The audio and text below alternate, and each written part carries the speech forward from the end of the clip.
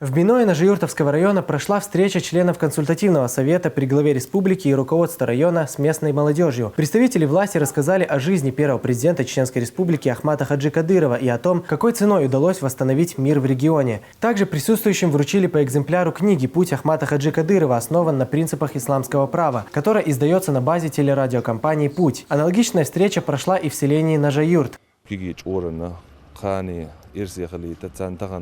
وش وحوجت القدوزيت غازت قبول أحمد حارس حجر ليلي نرتو تخن يقن يلمارشو تبرست تاك وش لاتش ونسي اليوتي خايت اتشورن تخن تخش دول اتشورن قاني إرسي خليت غيرش تان تخن أحمد حارس غازت قبول دوتي شيء ساد علوش تنت أخذت ناقص شيء ساد علوش يقن يلهو مارشو تان شام خايت إميل خلق الله تتعنا ميل أحيج